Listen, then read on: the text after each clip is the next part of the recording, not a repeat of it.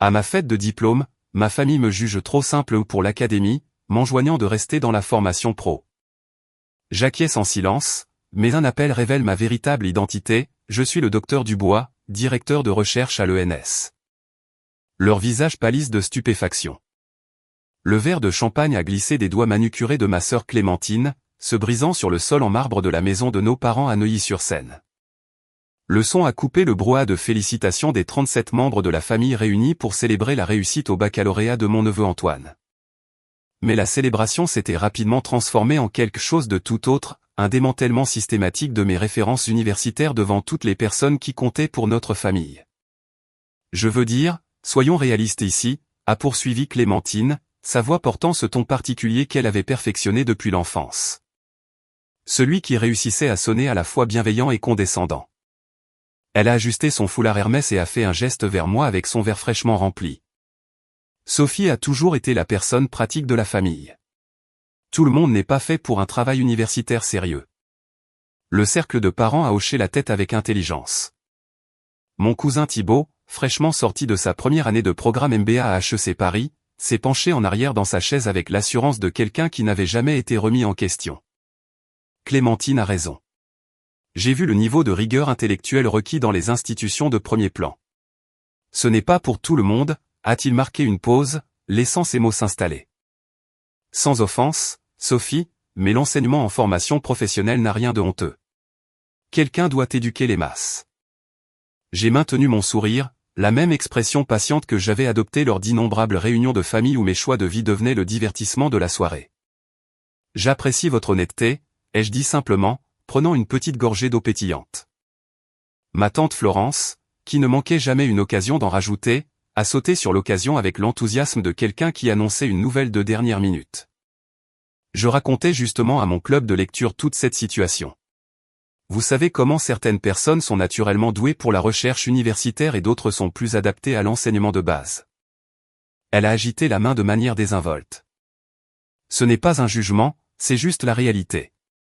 La recherche avancée exige un certain type d'esprit. Antoine, le jeune diplômé, avait été accepté à l'école polytechnique pour l'ingénierie. Il était l'enfant prodige de notre famille élargie depuis des années, et aujourd'hui était son moment de briller. Mais d'une manière ou d'une autre, comme cela arrivait souvent lors des réunions de famille, la conversation avait tourné à l'analyse de ma trajectoire de carrière ou de ce qu'il percevait comme mon absence de trajectoire. Je me souviens quand Sophie était plus jeune, a lancé ma mère de l'autre côté de la pièce, sa voix portant facilement au-dessus du murmure des conversations. Elle a toujours eu du mal avec les concepts complexes. Même au lycée, ses professeurs envoyaient des notes à la maison disant qu'elle avait besoin d'aide supplémentaire en mathématiques avancées et en sciences. Elle a secoué la tête tristement. Nous aurions probablement dû l'orienter vers quelque chose de plus accessible dès le début. Clémentine a saisi l'occasion. Exactement. Et il n'y a absolument rien de mal à cela. Les professeurs de formation professionnelle jouent un rôle important. Ils aident les étudiants qui ne sont pas tout à fait prêts pour le niveau universitaire. Elle m'a regardé directement avec ce que je suis sûr qu'elle pensait être une expression de soutien. Vous offrez un service précieux aux étudiants qui sont plus, eh bien, plus comme vous l'étiez. Les membres de la famille rassemblés ont murmuré leur accord. Mon oncle Laurent, un avocat d'affaires prospère, a hoché la tête pensivement. Le monde universitaire a différents niveaux pour une raison. Vous avez vos institutions de recherche comme l'ENS, l'école polytechnique, HEC, des endroits qui repoussent les frontières de la connaissance humaine. Puis vous avez les institutions d'enseignement qui se concentrent sur la transmission des connaissances existantes à des étudiants moins avancés. Il a fait un geste vers moi. Les deux sont nécessaires, mais ils exigent des compétences très différentes. J'ai hoché la tête poliment. C'est une juste évaluation. Thibaut s'est penché en avant, s'échauffant sur le sujet. J'ai en fait lu à ce sujet dans mes cours de psychologie organisationnelle. Il existe des hiérarchies intellectuelles naturelles, et lutter contre elles ne mène qu'à la frustration et à l'échec. Il a parlé avec l'assurance de quelqu'un qui n'avait jamais remis en question sa place dans cette hiérarchie. La clé est de trouver où vous vous situez naturellement et d'y exceller. Exactement, a ajouté Florence. Et Sophie a trouvé sa niche. Enseigner l'algèbre de base à des élèves qui ont eu des difficultés au lycée. Cela demande de la patience, pas du génie. C'est un ensemble de compétences complètement différent de la réalisation de recherches révolutionnaires ou de la publication dans des revues à comité de lecture. Clémentine s'est levée, profitant clairement de son rôle d'autorité intellectuelle de la soirée.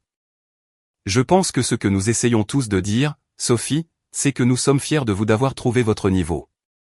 Tout le monde ne peut pas être un chercheur scientifique ou un lauréat du prix Nobel. Le monde a besoin de gens capables d'expliquer des concepts de base à des étudiants en difficulté. Elle a marqué une pause dramatique. C'est un travail honnête. La condescendance était si épaisse que je pouvais presque la voir flotter dans l'air comme un parfum cher. Mais j'avais appris il y a longtemps qu'il était inutile de se disputer avec la famille pendant ces moments. Ils avaient déjà décidé qui j'étais et ce que j'étais capable d'accomplir.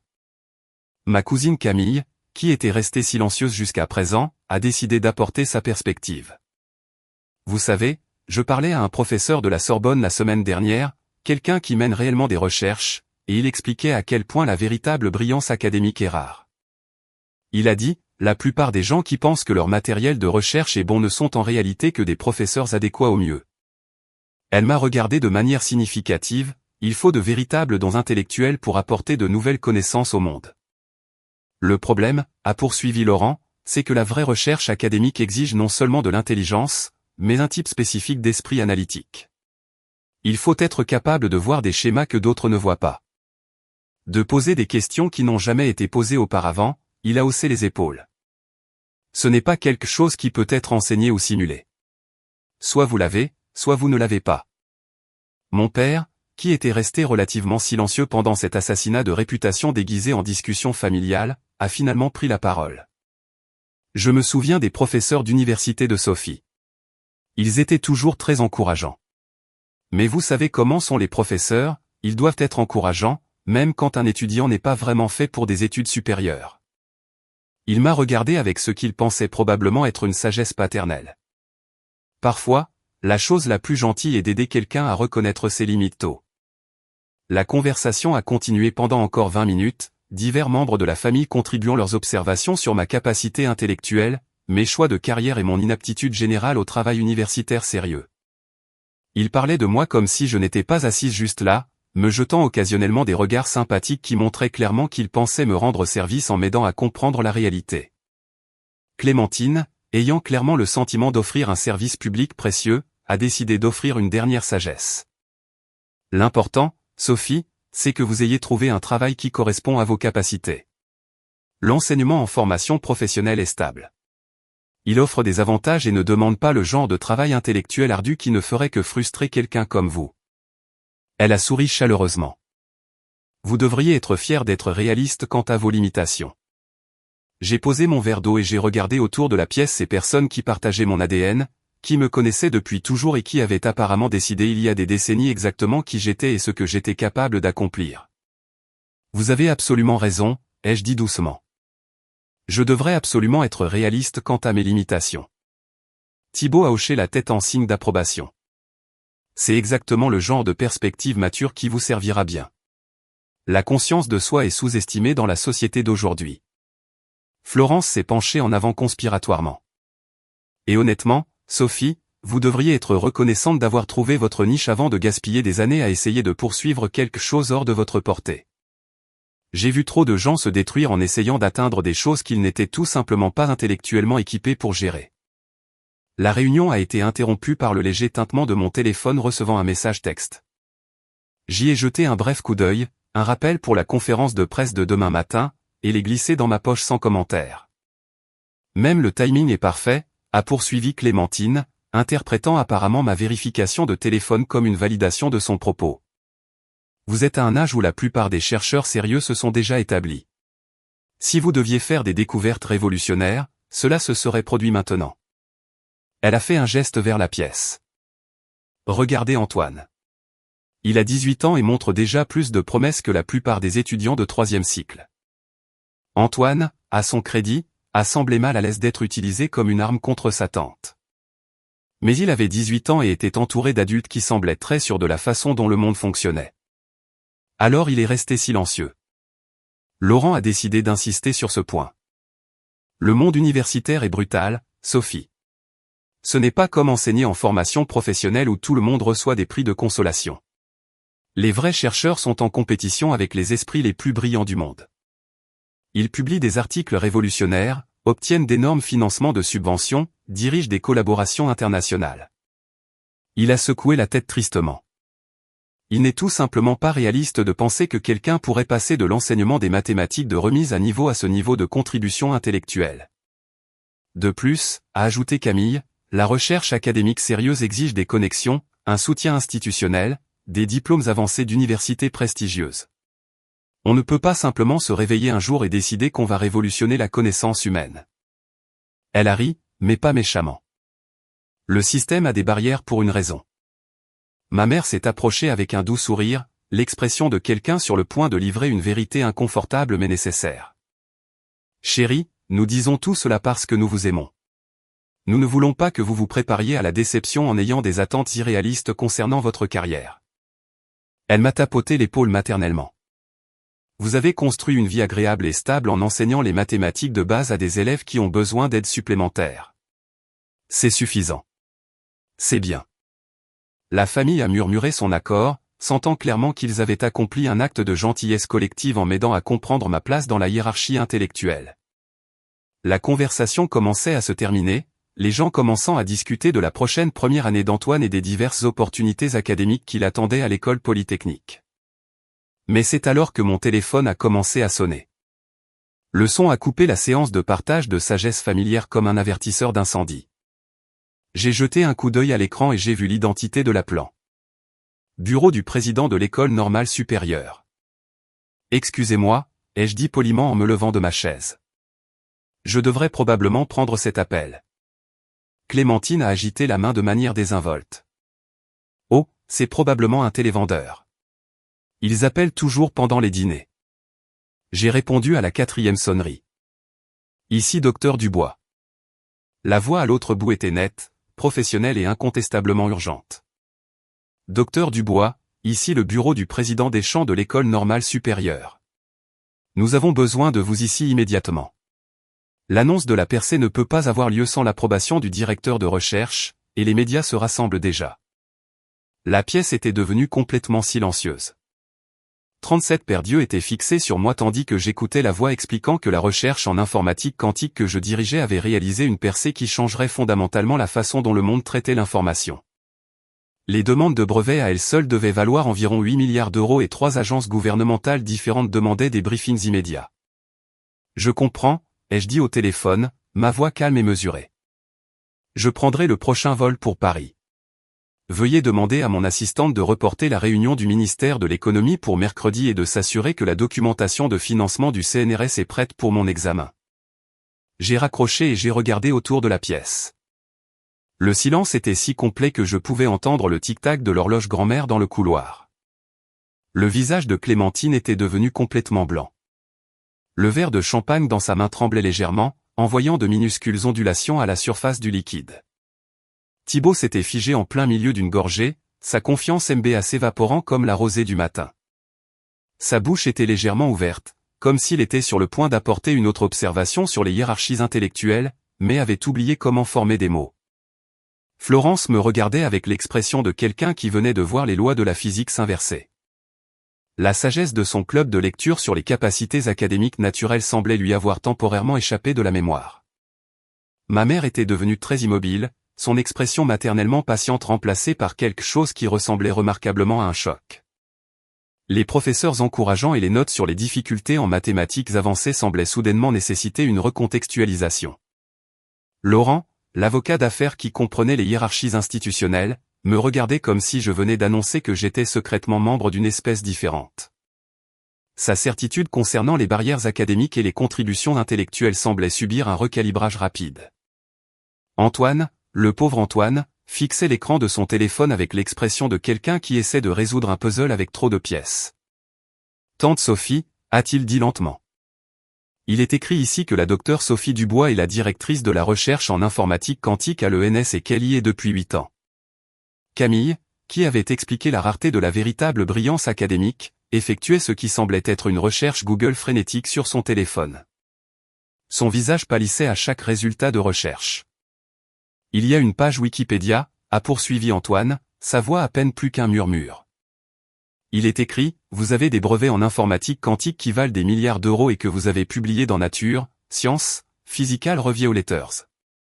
Il a levé les yeux de son téléphone. Il est écrit, vous êtes l'un des plus grands physiciens quantiques du monde. Le silence s'est prolongé. Les glaçons de quelqu'un ont teinté dans leur verre. Clémentine a finalement retrouvé sa voix. Mais vous enseignez en formation professionnelle. L'affirmation est sortie comme une question, comme si elle espérait que je pourrais confirmer que la réalité fonctionnait toujours selon sa compréhension. J'ai souri poliment. J'y fais du bénévolat un soir par semaine, j'enseigne les mathématiques de base à des adultes qui préparent un diplôme équivalent au baccalauréat. J'ai marqué une pause. Ce sont des étudiants remarquables, en fait. Beaucoup plus motivés que de nombreux étudiants de l'ENS. Le téléphone de Thibaut avait apparemment rejoint la partie de recherche Google. Putain, a-t-il murmuré, puis il a immédiatement regardé autour de la pièce avec embarras. Je veux dire, docteur Dubois, il est écrit ici que vous avez révolutionné la correction d'erreurs quantiques et que de grandes entreprises technologiques se disputent les licences de vos brevets. Florence faisait défiler ce qui semblait être des articles de presse. Il y a un article de Challenge sur les 30 scientifiques les plus influents de moins de 40 ans, a-t-elle dit faiblement. Vous êtes numéro 7. Mon père, qui se souvenait que mes professeurs d'université étaient simplement encourageants, fixait l'écran de son propre téléphone. Sophie, a-t-il dit lentement. Il est écrit ici que vous avez donné une conférence TED qui a 18 millions de vues sur les applications de l'informatique quantique en médecine. J'ai hoché la tête. C'était il y a quelques années. La technologie a considérablement progressé depuis. Laurent, l'expert en hiérarchies intellectuelles, lisait ce qui semblait être un communiqué de presse de l'École normale supérieure. Il est écrit, vous dirigez une équipe de recherche de 47 scientifiques et votre laboratoire a obtenu plus de 200 millions d'euros de financement fédéral. Il m'a regardé avec l'expression de quelqu'un dont la compréhension du monde venait d'être fondamentalement réorganisée et, que vous êtes la plus jeune personne jamais nommée à la tête d'une initiative de recherche majeure à l'ENS. La percée en informatique quantique pour laquelle ils avaient appelé était l'aboutissement de 8 années de recherche qui avaient consommé ma vie de la meilleure façon possible. Nous avions résolu des problèmes qui étaient considérés comme théoriquement impossibles il y a seulement 5 ans. Les applications s'étendaient à la cybersécurité, à la recherche médicale, à la modélisation financière et à l'intelligence artificielle d'une manière qui allait remodeler des industries entières. Mais debout dans le salon de mes parents, entouré de personnes qui venaient de passer une heure à expliquer pourquoi je n'étais pas intellectuellement équipé pour un travail universitaire sérieux. Tout ce à quoi je pouvais penser était la façon dont j'avais passé la dernière décennie à assister à des réunions de famille où ma carrière était traitée comme une source de douce déception. Clémentine était toujours en train de digérer. Mais vous n'avez jamais rien dit. Vous nous avez laissé penser, elle a laissé sa phrase en suspens, apparemment incapable de la terminer. Vous sembliez très sûr de mes limitations, ai-je dit doucement. Je ne voulais pas contredire votre évaluation. Camille, qui avait expliqué la rareté de la véritable brillance académique, lisait ce qui semblait être ma biographie universitaire. La docteure Dubois a obtenu son doctorat à HEC Paris à l'âge de 24 ans, a publié son premier article révolutionnaire à 26 ans et a été recrutée par l'ENS à 29 ans. Elle a levé les yeux de son téléphone. Vous avez 33 ans maintenant, ce qui signifie que vous dirigez la recherche en informatique quantique à l'ENS depuis que vous avez 29 ans. J'ai confirmé. Ce fut tout un ajustement, en fait, de gérer une équipe de recherche tout en essayant de maintenir mon propre travail expérimental. Thibaut avait trouvé une interview vidéo que j'avais donnée à Pour la Science. Elle explique l'intrication quantique comme si c'était de l'arithmétique de base. Il m'a regardé avec quelque chose qui ressemblait à de l'admiration. Je ne peux pas comprendre la moitié de ce que vous dites. La pièce était passée d'un lieu de dispense de sagesse sur les limitations intellectuelles à quelque chose qui ressemblait à une opération de vérification des faits. Chaque téléphone était actif. Chaque membre de la famille découvrait des couches de ma vie professionnelle qui avaient en quelque sorte échappé à leur attention pendant la majeure partie d'une décennie. Antoine a trouvé mon dossier de publication. Tante Sophie, vous avez publié 63 articles dans des revues à comité de lecture. Et votre indice H, il a marqué une pause. Apparemment, il apprenait ce qu'était un indice H en temps réel. Il est écrit ici qu'un indice H supérieur à 40 est considéré comme exceptionnel pour une carrière complète. Le vôtre est de 72. Florence lisait ce qui semblait être un article de spéculation sur le prix Nobel de l'année précédente. Il est écrit ici que vous êtes considérée comme une candidate de premier plan pour le prix de physique et que vos travaux sur la correction d'erreurs quantiques ont ouvert des domaines de recherche entièrement nouveaux. Ma mère, qui s'était inquiétée de mes attentes irréalistes, fixait une photo de moi serrant la main du président de la République lors d'une réunion consultative scientifique à l'Élysée. Sophie, a-t-elle dit lentement. Quand avez-vous rencontré le président? L'année dernière, ai-je dit.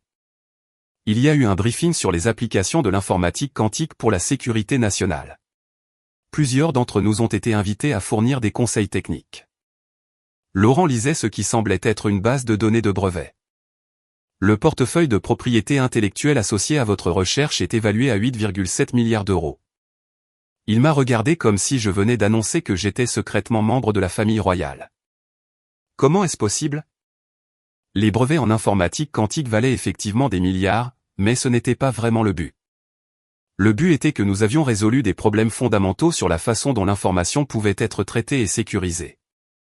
Les implications financières étaient secondaires à la percée scientifique, bien que je comprenne pourquoi cela pouvait être difficile à expliquer à des gens qui venaient de passer une heure à discuter de mes limitations intellectuelles. Clémentine avait trouvé une vidéo de ma plus récente présentation de conférence. Vous parlez à un public de centaines de scientifiques et ils vous écoutent comme si vous étiez, elle a marqué une pause, luttant apparemment avec le concept. Comme si elle était l'une des principales expertes dans son domaine, a terminé Antoine, ce qui, d'après tout ce que je lis, est le cas. La transformation dans la pièce était remarquable à observer. 37 personnes qui étaient absolument certaines de ma capacité intellectuelle 15 minutes plus tôt étaient maintenant confrontées à des preuves que leur certitude avait pu être quelque peu mal placée. Camille a trouvé un article sur la dernière percée de mon équipe de recherche. Il est écrit ici que votre ordinateur quantique a atteint un niveau de correction d'erreurs qui était auparavant jugé impossible et que cette percée rend l'informatique quantique à grande échelle commercialement viable pour la première fois. J'ai jeté un coup d'œil à ma montre. Je devrais probablement commencer à me diriger vers l'aéroport. La conférence de presse est prévue pour demain matin et plusieurs agences gouvernementales ont besoin de briefing avant cela. L'annonce a semblé briser le sort qui s'était abattu sur la pièce.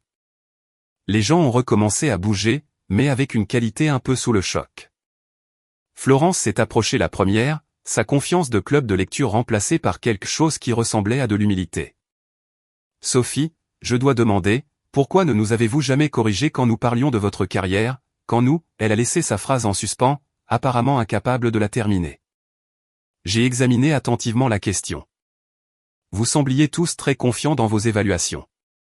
J'ai pensé que vous saviez peut-être quelque chose sur moi que je ne savais pas. Thibault, qui avait expliqué les hiérarchies intellectuelles avec une telle autorité, faisait défiler des articles sur les applications de l'informatique quantique. Docteur Dubois, je veux dire, tante Sophie, je lis comment votre recherche va révolutionner la cybersécurité, l'imagerie médicale, la modélisation financière. Il m'a regardé. Comment n'avons-nous pas su tout cela? C'était une juste question. J'avais mené une sorte de double vie. Physicienne quantique reconnue internationalement le jour, déception familiale le soir. La compartimentation était devenue si naturelle que j'avais cessé de la considérer comme inhabituelle. Clémentine tenait toujours son téléphone, fixant une photo de moi recevant un prix du CNRS. Mais vous êtes si normal quand vous venez aux réunions de famille, vous n'agissez jamais comme, elle a fait un geste impuissant. Comme quelqu'un qui a révolutionné l'informatique quantique, a suggéré Antoine, qui était apparemment devenu le chercheur Google désigné de la famille. Laurent lisait ce qui semblait être un article de presse sur le financement fédéral de la science. Il est écrit ici que votre recherche a une importance stratégique nationale et que vous travaillez en étroite collaboration avec le ministère des Armées, le CNRS et le CNES. Il m'a regardé avec quelque chose qui ressemblait à de la révérence. Allez-vous avoir des ennuis pour avoir manqué des réunions pour venir à la fête de remise de diplôme d'Antoine? J'ai souri. La percée est arrivée plus vite que prévu. Ce genre de développement scientifique ne suit pas des horaires pratiques. J'ai marqué une pause, mais la famille est importante aussi. Je suis heureuse d'avoir pu être là pour la célébration d'Antoine avant de retourner à Paris. La pièce s'était complètement réorganisée autour de cette nouvelle information. Les personnes qui avaient dispensé des sagesses sur mes limitations posaient maintenant des questions respectueuses sur la physique quantique. La hiérarchie intellectuelle qui avait semblé si claire et établie 15 minutes plus tôt avait été complètement inversée. Mon père s'est approché avec l'expression prudente de quelqu'un qui navigue en territoire inconnu. Sophie, je dois admettre que c'est inattendu. Quand vous étiez plus jeune, vos professeurs disaient toujours que vous, il a laissé sa phrase en suspens. Que j'avais besoin d'aide supplémentaire en mathématiques avancées, ai-je terminé? Oui. Je travaillais sur des concepts qui n'étaient pas typiquement enseignés au lycée. Mes professeurs essayaient de me soutenir, mais ils n'avaient pas les connaissances nécessaires pour reconnaître ce avec quoi je luttais réellement. Jennifer avait trouvé une interview vidéo où je discutais de l'inspiration de ma recherche. Vous parlez de la façon dont la mécanique quantique pourrait révolutionner la médecine, des capteurs quantiques qui pourraient détecter des maladies au niveau cellulaire. Elle m'a regardé avec une curiosité sincère. Depuis combien de temps pensez-vous à tout cela? Depuis que j'avais l'âge d'Antoine environ, ai-je dit. J'ai commencé à lire sur la mécanique quantique au lycée, mais ce n'est qu'en études supérieures que j'ai réalisé que je pouvais apporter quelque chose de significatif au domaine. Thibault lisait sur les applications pratiques de l'informatique quantique. Il est écrit ici que votre recherche pourrait rendre la cybersécurité actuelle obsolète du jour au lendemain et que toutes les grandes entreprises technologiques essaient d'obtenir des licences pour vos brevets. Il a marqué une pause. Êtes-vous riche? C'était une question si directe que plusieurs personnes dans la pièce ont tressailli. Mais c'était aussi une chose raisonnable à se demander étant donné que ma propriété intellectuelle valait apparemment des milliards d'euros. L'université et moi partageons les droits de brevet, ai-je dit diplomatiquement. Mais oui, les accords de licence ont été très favorables. Florence lisait ce qui semblait être un communiqué de presse universitaire sur le financement de ma recherche. Il est écrit ici que vous êtes la chercheuse principale sur des subventions totalisant plus de 200 millions d'euros. Elle m'a regardé avec quelque chose qui ressemblait à de l'admiration. C'est plus d'argent que la plupart des gens ne voient de toute leur vie. Le financement fédéral était nécessaire pour la recherche, mais il s'accompagnait également d'une énorme responsabilité. 200 millions d'euros signifiaient que 47 brillants scientifiques dépendaient de ma capacité à poser les bonnes questions et à concevoir les bonnes expériences. Cela signifiait que plusieurs agences gouvernementales comptaient sur notre recherche pour faire progresser la sécurité nationale et la compétitivité économique. Mais expliquer tout cela à des gens qui venaient de découvrir que je n'étais pas vraiment une professeure de mathématiques en formation professionnelle semblait pouvoir être accablant. Antoine avait trouvé un documentaire qui présentait ma recherche. Il y a toute une section sur la façon dont l'informatique quantique pourrait révolutionner l'intelligence artificielle et la recherche médicale. Il a regardé autour de la pièce. Tante Sophie contribue fondamentalement à construire l'avenir. La transformation était complète. La réunion de famille était passée d'une célébration de la remise de diplôme d'Antoine à un séminaire improvisé sur la physique quantique et la nature de la réussite intellectuelle. Les personnes qui avaient été expertes sur mes limitations me demandaient maintenant d'expliquer des concepts qu'il m'avait fallu des années pour maîtriser. Clémentine s'est approchée avec l'expression prudente de quelqu'un qui réalisait qu'elle devrait peut-être s'excuser mais n'était pas tout à fait sûre de la manière. Sophie, je dois demander. Quand nous parlions de votre carrière, quand nous suggérions que l'enseignement en formation professionnelle était plus de votre niveau, à quoi pensiez-vous? J'ai examiné la question. À quoi avais-je pensé pendant toutes ces réunions de famille où ma vie professionnelle était disséquée et jugée insuffisante? Principalement, j'avais pensé aux algorithmes de correction d'erreurs quantiques et à la nature fondamentale du traitement de l'information. Les conversations familiales avaient semblé être un bruit de fond par rapport aux problèmes que j'essayais de résoudre dans mon laboratoire. Je pensais généralement au travail, ai-je dit. Honnêtement, la mécanique quantique est assez absorbante une fois qu'on s'y plonge profondément. Thibault lisait un article sur les applications commerciales de ma recherche.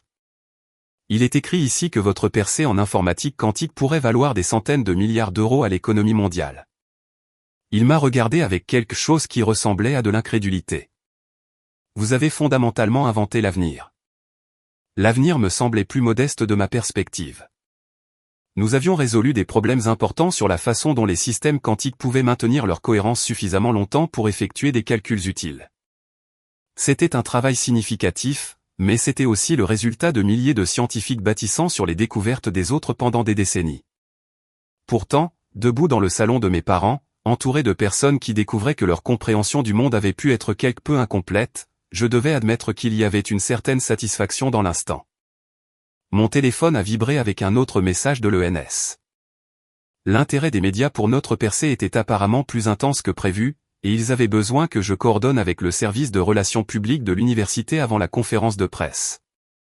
Je dois vraiment me rendre à l'aéroport, ai-je dit en ramassant mon sac à main. Mais merci de m'avoir incluse dans la célébration d'Antoine. C'était instructif. Alors que je me dirigeais vers la porte, j'entendais la famille continuer à digérer cette nouvelle information. Les téléphones vibraient encore avec les recherches Google et les articles Wikipédia. Des conversations commençaient sur la physique quantique et le droit des brevets et la nature du génie. Clémentine m'a rattrapé à la porte d'entrée. « Sophie » a-t-elle dit doucement, « je vous dois des excuses. » Nous tous. La façon dont nous avons parlé de votre carrière, de votre intelligence. Nous nous sommes complètement trompés. J'ai souri à ma sœur, cette personne qui me connaissait depuis toujours, mais avait en quelque sorte manqué le fait que je menais une révolution en informatique quantique. Vous n'aviez pas tort sur tout, ai-je dit doucement. Je suis trop simple pour le monde universitaire, en un sens. Les meilleures intuitions scientifiques viennent généralement en posant des questions très simples sur des problèmes très complexes. Elle m'a regardé un instant, puis a ri. Même votre acceptation d'excuses est plus sophistiquée que tout ce que j'ai dit de la soirée. Alors que je conduisais vers Roissy-Charles de Gaulle, j'ai pensé à la réunion de famille que je venais de quitter. 37 personnes avaient passé la soirée à découvrir que leur compréhension de la réalité avait pu être quelque peu incomplète. C'était un sentiment que je reconnaissais dans mon propre travail scientifique. Ce moment où l'on réalise que tout ce que l'on pensait savoir n'était que le début d'une histoire beaucoup plus grande et plus intéressante. La percée en informatique quantique qui avait provoqué l'appel urgent de l'ENS changerait en effet la façon dont le monde traitait l'information. Mais debout dans le salon de mes parents, observant la compréhension de ma famille de la réussite intellectuelle se réorganiser en temps réel, j'ai réalisé que certaines des transformations les plus intéressantes ne se produisent pas dans les laboratoires, mais dans les espaces entre ce que nous pensons savoir et ce qui s'avère être vrai. Mon téléphone a sonné alors que je me garais dans le parking de l'aéroport.